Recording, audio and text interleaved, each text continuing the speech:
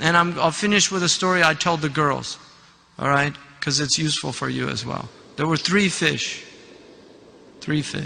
in a lake. One fish was brilliant. The other fish was intelligent. And the third fish was ahmaq. Samakun ahmaq. A stupid fish. All right? And one day, the lake wasn't big. One day a fisherman came and he started casting his net. So the intelligent fish, the brilliant one, he said, it's time to head for the sea because the lake is too small and we'll get caught in the net eventually. So he left, went to the river, down to the sea. The smart one, he said, that's the most intelligent fish in the lake, and if he's heading for the sea, I'm going to head for the sea. The stupid one said to him, it's a long journey to the sea, and it's a big lake, small net. We should just stay here, enjoy what we have. Nothing much has changed. He disagreed, he took off for the sea. So the third one, the stupid fish, he got caught in the net. And then the fisherman took him out and he was frying him. And in the frying pan, as he was frying, he said, if I ever get back to the lake, I'm heading for the sea. Okay? So, don't be like that last fish. Life is a journey to the ocean. You're not meant to just stay in your limited understanding. Expand your mind. You don't get trapped in the trivialities of, in safasif al-umur, the Arabs call it, low things. Terbisu iblis. Don't let these dark forces pull you away from your higher calling. To be productive, intelligent, human being that actually has something to add to the world, and you're not just filling space. Too many people filling space and not benefiting others. All right? In terms of the parents, I hope you take seriously the advice about television. Television's a major problem. These games are a major problem. You should read some of the studies about it. PlayStation Nation is a good book to read about serious studies that have been done about the negative effects that these games actually have on neuroplasticity, on attention deficit disorder. There's a lot of work that's been done in this area. Obviously, it's not published because the same companies that own the newspapers, right, own the shares in Nintendo stocks, right? Really.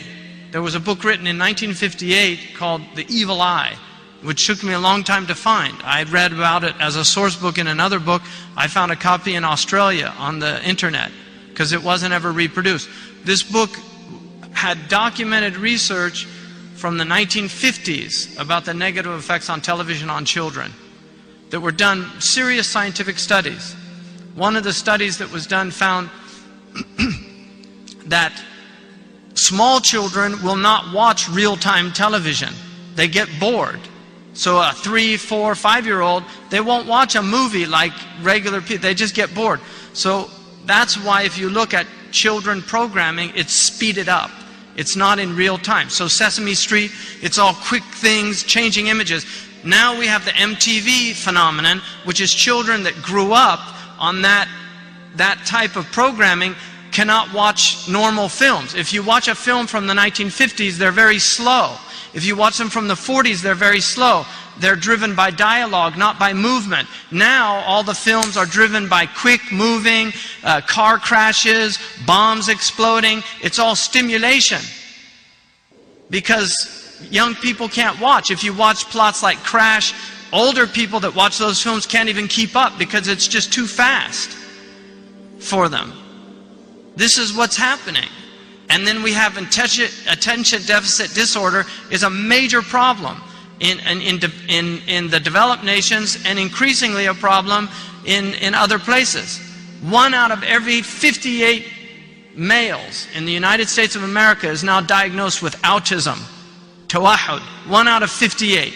It's a disease that wasn't even identified until the 50s. And very handful of people. Now, since the 1980s, there have been a massive explosion of Asperger's disease, autism, and you're starting to see autism now in the Arab countries.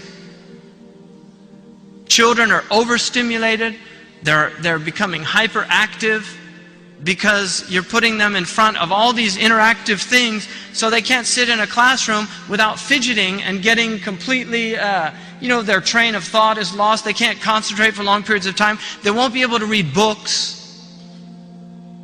A book like the Brothers Karamazov in English literature is a long book. There's a lot of plot changes. There's a lot of characters that you have to keep in mind. If you've ever read Russian literature, you have to memorize several names to keep up with what's going on. And some of the characters have 3 or 4 different names. You won't have students that are able to read that. They won't be able to read the great literature of the Arabs, Mutanabbi, Badi'u Zaman al-Hamadani, al-Hariri, Ibn Muqaffa. They won't be able to read the Hamasa, Ibn Mubarrid, any of these things, because it takes directed thought to do that. So there's a massive responsibility now, and you can't just be like sheep that kind of accept everything that happens and just, يعني خلاص تقدم. So a lot of these things are not progress. They're quite the opposite. There's a study going on right now. It's a major long-term study on the effects of cellular phones.